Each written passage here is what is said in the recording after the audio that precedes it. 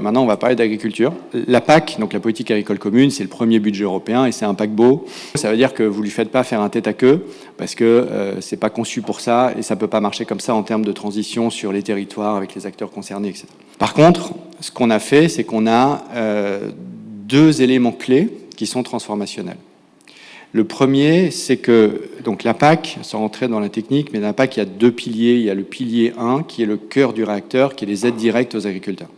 Là, ce qu'on a fait, c'est que pour la première fois, on a conditionné 25% du pilier 1 à des comportements de transition écologique qui sont dans un panier. Alors ça peut être sur l'eau, ça peut être sur les pesticides, ça peut être sur le bio, ça peut être sur les sols, sachant que généralement, quand on bouge sur l'un, on a des effets positifs sur les autres, mais après, chaque territoire, chaque culture, chaque exploitation choisit dans un menu avec un niveau de performance qui est à peu près harmonisé au niveau européen et dit, moi je vais faire ça, et du coup j'ai l'argent.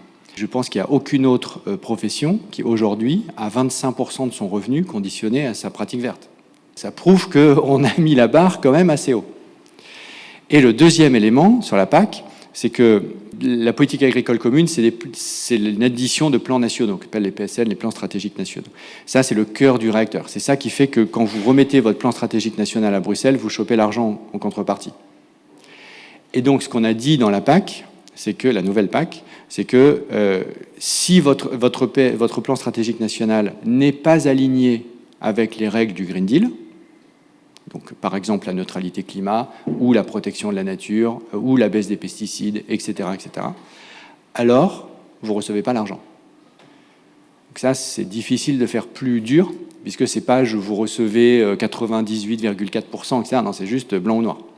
Et donc, c'est une incitation extrêmement forte à ce que les plans stratégiques nationaux soient alignés avec les règles du jeu environnemental. Et donc là, on a changé très profondément le cœur de l'architecture, en quelque sorte, de la PAC. Ce qu'on va faire en 2022, c'est qu'on va effectivement donner la possibilité aux agriculteurs, à travers le carbon farming, de récupérer des sous parce qu'ils stockent le carbone dans les sols ou dans des forêts qu'ils possèdent ou dans des zones humides qu'ils n'exploitent pas. On va connecter le monde agricole à du revenu carbone.